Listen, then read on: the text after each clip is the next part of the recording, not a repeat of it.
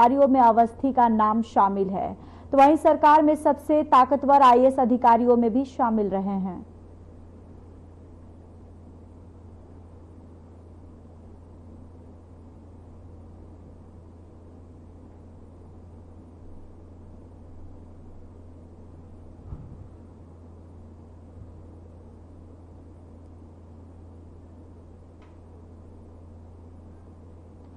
भारत मंडपम में NXT conclave 2025 में प्रधानमंत्री नरेंद्र मोदी ने कहा कि भारत कई वैश्विक शिखर सम्मेलनों का नेतृत्व कर रहा है और हाल ही में मुझे फ्रांस में एआई शिखर सम्मेलन में भाग लेने का अवसर मिला। दुनिया को एआई फ्यूचर की तरफ से ले जाने वाली इस समिट का भारत को होस्ट था और अब इसको होस्ट करने का जिम्मा भारत के पास है। और साथ ही उन्होंने कहा कि भारत ने G20 शिखर सम्मेलन की सफलतापूर्वक मेजबानी की थी। भारत ने दुनिया को एक नया आर्थिक मार्ग दिया। भारत ने वैश्विक दक्षिण को भी एक बुलंद आवाज दी है। न्यूज एक्स वर्ल्ड इसकी शुभ शुरुआत और इसके लिए मैं आप सबको बहुत बहुत बधाई देता हूं, बहुत बहुत शुभकामनाएं देता हूं। आपके नेटवर्क के हिंदी और इंग्लिश सहित तमाम रीजनल चैनल्स आज आप अब ग्लोबल हो रहे हैं और आज कई फेलोशिप्स और स्कॉलरशिप की भी शुरुआत हुई है। मैं इन कार्यक्रमों के लिए आप सभी को बहुत बहुत शुभकामनाएं देता हूं। साथियों, मैं पहले भी मीडिया के इस तरह के कार्यक्रमों में जाता रहा हूं, लेकिन आज मुझे लग रहा है कि आपने एक नया ट्रेंड सेट किया है।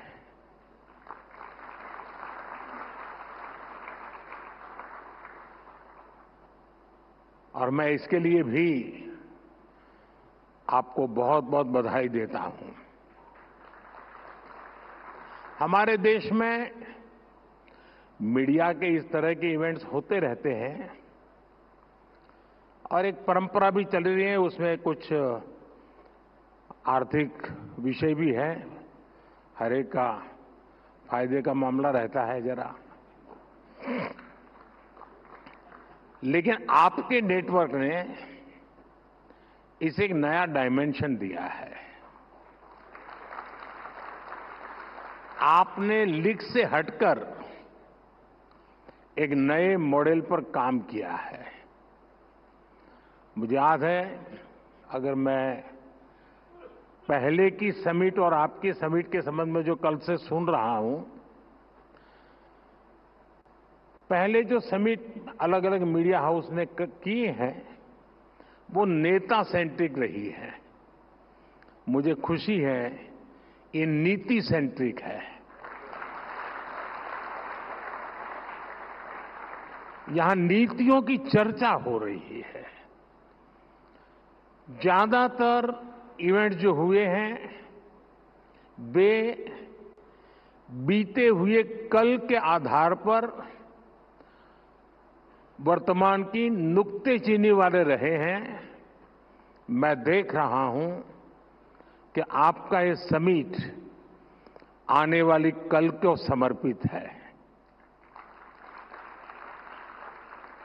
मैं देखता था कि पहले जितने भी ऐसे कार्यक्रमों को मैंने दूर से देखा या खुद हुआ गया, वहां विवाद का महत्व ज्यादा था, यहां संवाद का महत्व ज्यादा है। और मुझे पक्का विश्वास है। और दूसरा, जितने भी मैं इवेंट्स में गया हूं, एक छोटे से कमरे में होते हैं और अपने अपने लोग होते हैं। यहां इतने विशाल समारोह को देखना, और वो भी एक मीडिया हाउस के समारोह को, और जीवन के सभी क्षेत्रों को स्पर्श किए हुए लोग यहां होना, ये अपने आप में बहुत बड़ी बात है।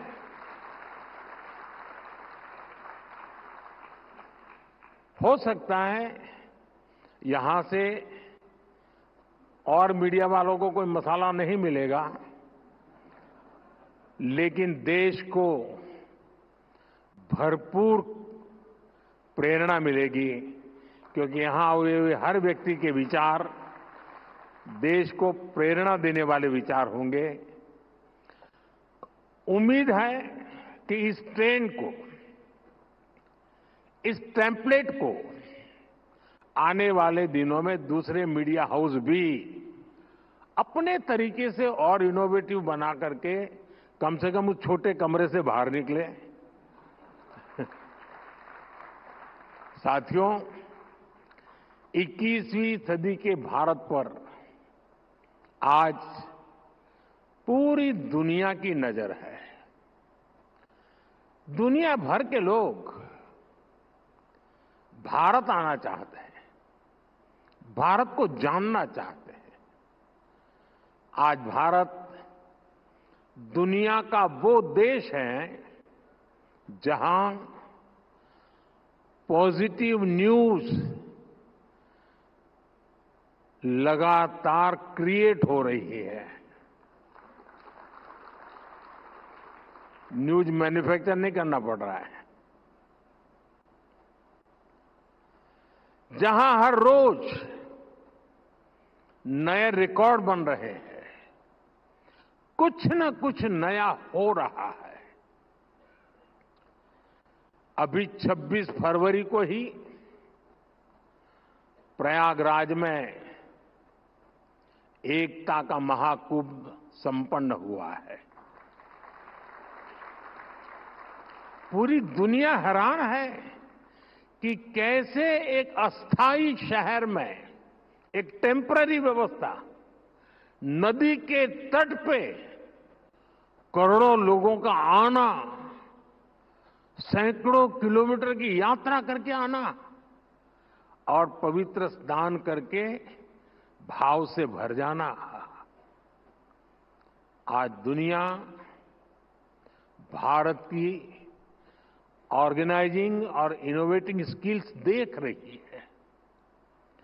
हम सेमीकंडक्टर से लेकर एयरक्राफ्ट कैरियर तक यहीं पर मैन्युफैक्चर कर रहे हैं।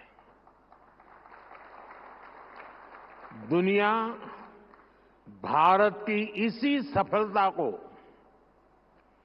विस्तार से जानना चाहती है। मैं समझता हूं कि न्यूज एक्स वर्ल्ड अपने आप में एक बहुत बड़ा अवसर है। साथियों, कुछ महीने पहले ही भारत ने दुनिया के सबसे बड़े चुनाव कराए हैं। 60 साल बाद ऐसा हुआ जब भारत में कोई सरकार लगातार तीसरी बार वापस लौटी।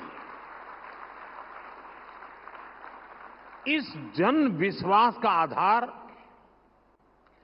पिछले 11 साल में भारत की अनेकों उपलब्धियां हैं। मुझे विश्वास है कि आपका नया चैनल भारत की रियल स्टोरीज दुनिया तक पहुंचाएगा। बिना कोई रंग दिए आपका ग्लोबल चैनल भारत की वैसी ही तस्वीर दिखाएगा जैसा वो है। हमें मेकअप की जरूरत नहीं है। साथियों, कई साल पहले मैंने vocal for local and local for global का विजन देश के सामने रखा था। आज हम इस विजन को सच्चाई में बदलते हुए देख रहे हैं। आज हमारे यहां आयुष प्रोडक्ट्स और योग लोकल से ग्लोबल हो गए हैं। दुनिया में कहीं पर भी जाइए, कोई न कोई तो योग को जानने वाला मिलेगा ही।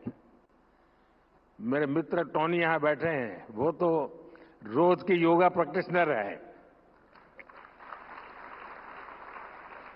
आज भारत के सुपरफूड हमारा मखाना लोकल से ग्लोबल हो रहा है।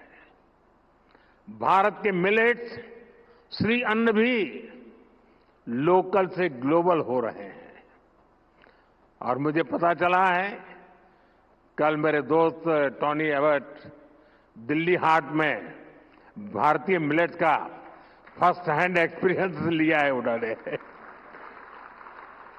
और उनको मिलेट्स की डिशेज बहुत पसंद आई और ये सुनकर मुझे ज्यादा अच्छा लगा।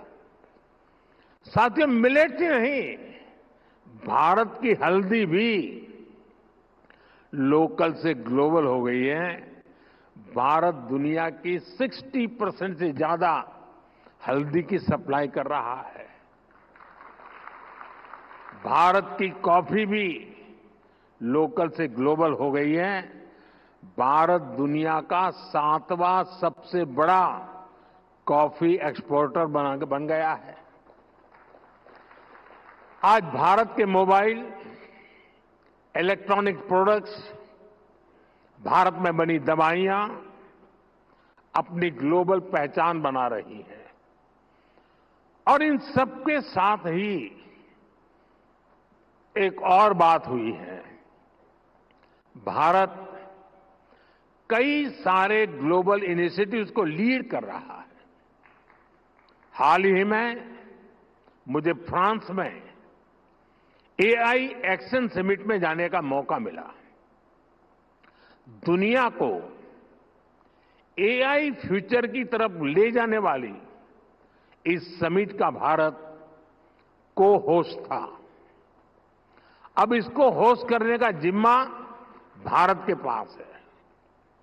भारत ने अपनी प्रेसिडेंसी में इतनी शानदार G20 समिट कराई। इस समिट के दौरान हमने India, middle east, Europe corridor के रूप में एक नया इकोनॉमिक रूट दुनिया को दिया। भारत ने ग्लोबल साउथ को भी एक बुलंद आवाज दी। हमने आइलैंड नेशंस को, उनके हितों को अपनी प्रायोरिटी से जोड़ा है। क्लाइमेट क्राइसिस से डील करने के लिए भारत ने मिशन लाइफ का विजन दुनिया को दिया है।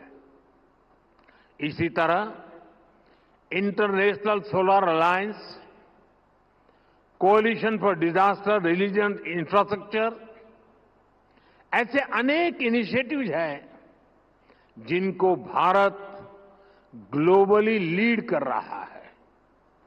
और मुझे खुशी है कि आज जब भारत के अनेक ब्रांड ग्लोबल हो रहे हैं तो भारत का मीडिया भी ग्लोबल हो रहा है।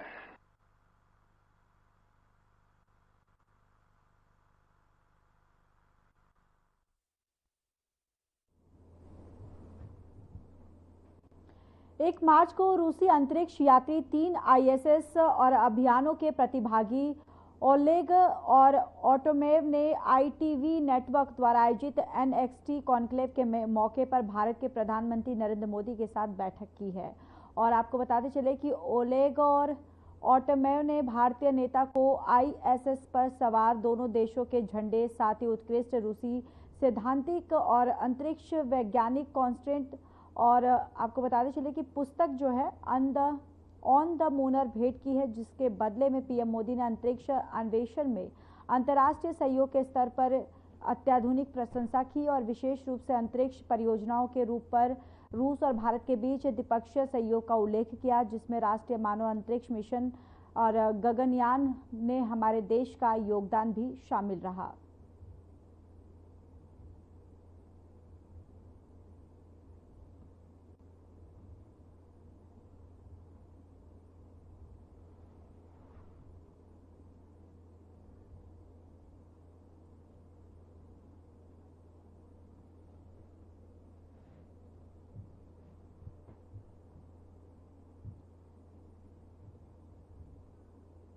प्रधानमंत्री नरेंद्र मोदी वीडियो कॉन्फ्रेंसिंग के माध्यम से कृषि और ग्रामीण समृद्धि पर पोस्टर बजट वेबिनार को संबोधित किया और इस दौरान उन्होंने कहा कि हमारे प्रयासों से देश में दालों का उत्पादन बढ़ा है, लेकिन अभी भी हमारी घरेलू खपत का 20% विदेशों से आयात पर निर्भर है, जिसका मतलब है कि हमें अपना दलहन उत्पादन बढ़ाना होगा। और इसके साथ ही उन्होंने कहा कि दलहन उत्पादन में तेजी लाने के लिए जरूरी है कि उन्नत बीजों की आपूर्ति बनी रहे और संकर किस्मों को बढ़ावा दिया जाए और इसके लिए आप सभी को जलवायु परिवर्तन, बाजार की अनिश्चितता और कीमतों में उतार चढ़ाव जैसी चुनौतियों के समाधान पर ध्यान जो है वो केंद्रित करना होगा। बजट के बाद बजट से जुड़े वेबिनार में आप सबकी उपस्थिति बहुत अहम है। इस कार्यक्रम से जुड़ने के लिए आप सभी का धन्यवाद। इस वर्ष का बजट हमारी सरकार के तीसरे टर्म का पहला पूर्ण बजट था। इस बजट में हमारी नीतियों में निरंतरता दिखी ही है, साथ ही विकसित भारत के विजन में नया विस्तार भी दिखा। बजट से पहले आप सभी स्टेक होल्डर्स ने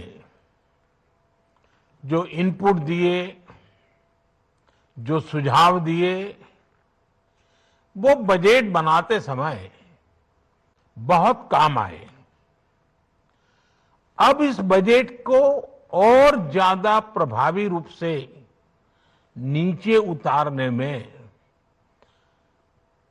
सही में उसका अच्छे से अच्छा, जल्दी से जल्दी आउटकम मिले,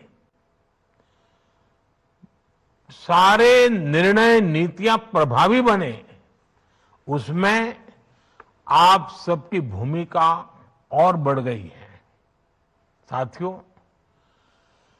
विकसित भारत के लक्ष्य की ओर बढ़ रहे भारत के संकल्प बहुत स्पष्ट है।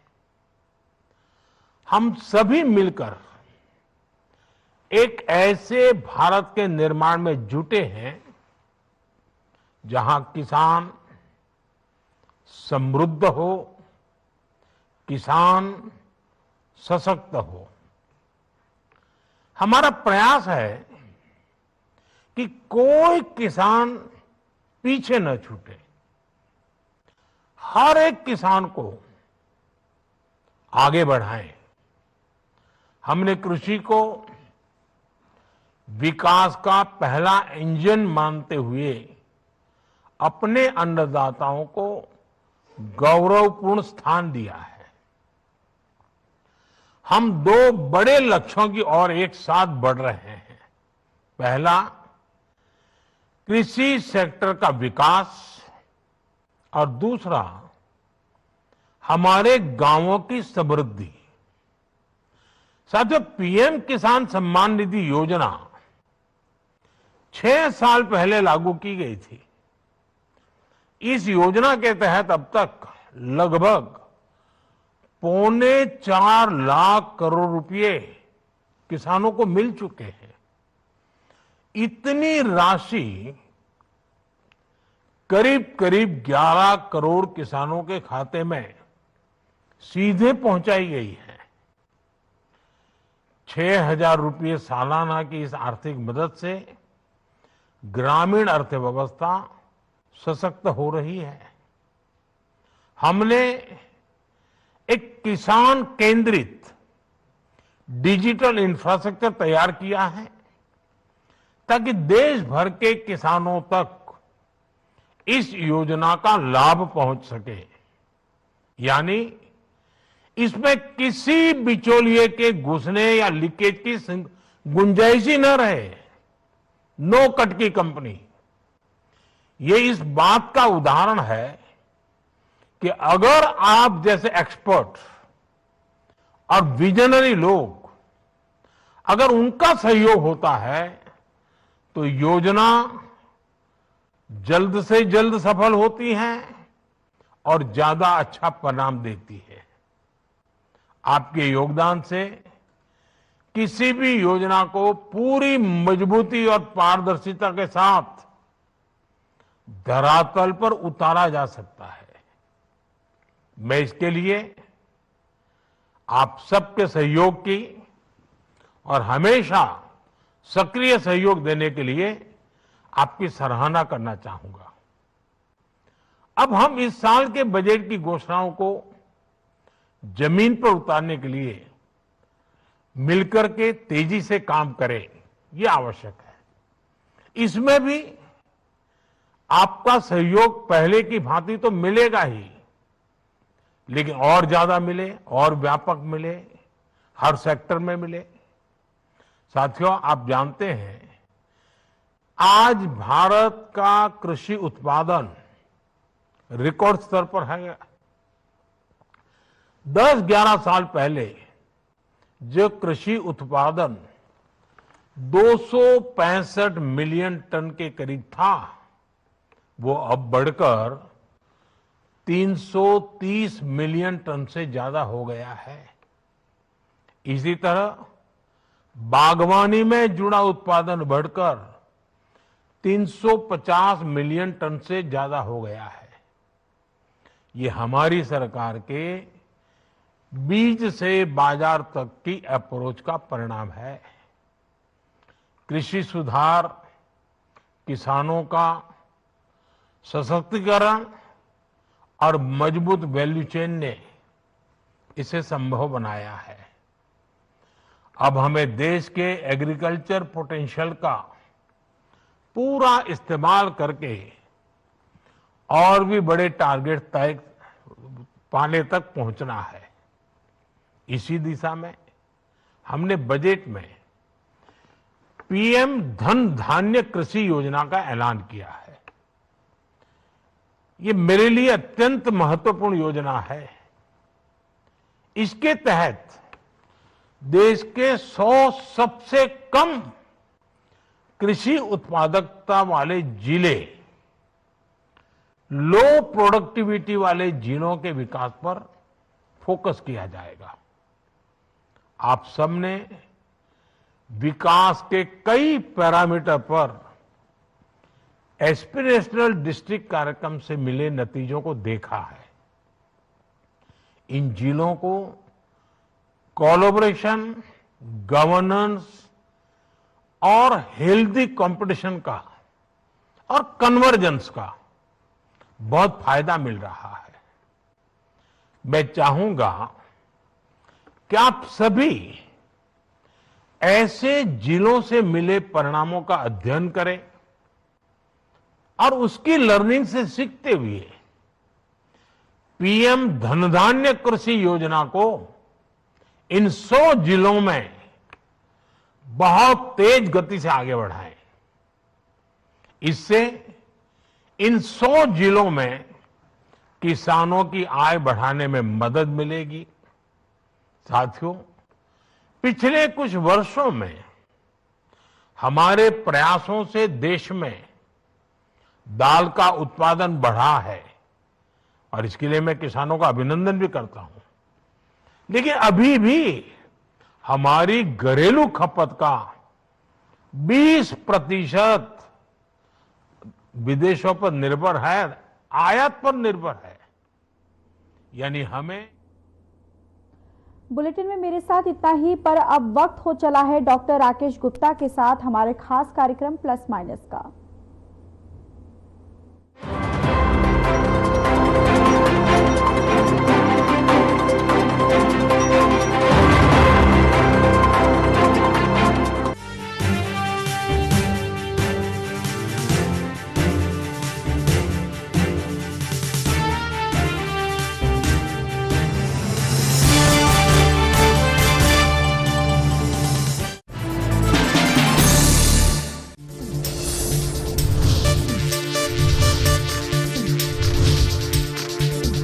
साधना इंस्टीट्यूट के छात्र हर साल नए नए जगहों पर, नए नए संस्थानों पर काम करने के लिए जाते हैं, उन्हें प्लेसमेंट मिलता है और साथ ही साथ वो संस्थानों का और साधना इंस्टीट्यूट का नाम भी रोशन करते हैं। तो अगर आप इलेक्ट्रॉनिक मीडिया, मास कम्युनिकेशन में अपना करियर बनाना चाहते हैं तो साधना इंस्टीट्यूट आपके लिए एक सबसे बढ़िया विकल्प है। 45 दिन तक चले महाकुंभ में कोटि कोटि श्रद्धालुओं के साथ सत्ता के शीर्षस्थ महानुभाव भी बने पुण्य के भागीदार। समरसता के महाकुंभ में राष्ट्रपति द्रौपदी मुर्मू ने पवित्र डुबकी लगाई तो उपराष्ट्रपति जगदीप धनखड़ परिवार सहित आस्था के स्नान में शामिल हुए। भेदभाव खत्म करने वाले महाकुंभ में देश के यशस्वी प्रधानमंत्री नरेंद्र मोदी पहुंचे तो कोटि कोटि श्रद्धालुओं की तरह इसकी दिव्यता, भव्यता के दर्शन करते दिखे। प्रदेश के मुख्यमंत्री माननीय योगी आदित्यनाथ ने केंद्रीय गृह मंत्री अमित शाह के अलावा भूटान नरेश जिग्मे खेसर नामग्याल वांगचुक सहित कई विशिष्ट अतिथियों के साथ इन विशेष क्षणों को साझा किया। सनातन गर्व के महापर्व में नेपाल के पूर्व राजा ज्ञानेंद्र शाह के अलावा गुजरात, महाराष्ट्र, हरियाणा, राजस्थान, मध्य प्रदेश, उत्तराखंड, सिक्किम सहित कई राज्यों के मुख्यमंत्री शामिल हुए। कई राज्यों के राज्यपाल और कई दलों के नेता करोड़ों श्रद्धालुओं की तरह समता और समरसता के महाकुंभ में पहुंचे। नमस्कार दोस्तों, एक बार एक सज्जन ट्रेन में अपने 25 वर्ष के बेटे के साथ सफर कर रहे थे। ट्रेन की खिड़की से बाहर देखकर लड़का चिल्ला रहा था, पापा देखो पेड़ पीछे भाग रहे हैं। पिता मुस्कुराया, लेकिन पास बैठा व्यक्ति इस युवक के बचकाने व्यवहार से थोड़ा परेशान हो गया। उसको अजीब सा लगा। थोड़ी देर बाद लड़का फिर चिल्लाया, पापा देखो कितने रंग बिरंगे सुंदर पहाड़ हैं, बादल हैं, नदियां हैं। पिता फिर मुस्कुराया, लेकिन पास बैठे व्यक्ति से अब नहीं रहा गया। उसे लगा शायद ये लड़का कुछ मानसिक समस्या वाला है, मेंटली रिटार्डेड है। उसने पिता को कहा, भाई साहब आप अपने बेटे को किसी अच्छे डॉक्टर को क्यों नहीं दिखाते? पिता ने मुस्कुराते हुए कहा, हाँ दिखाया था, कल तक ये नेत्रहीन था, अब इसकी आंखों की रोशनी वापस आ गई है और इसे दिखने लगा है, इसीलिए इसे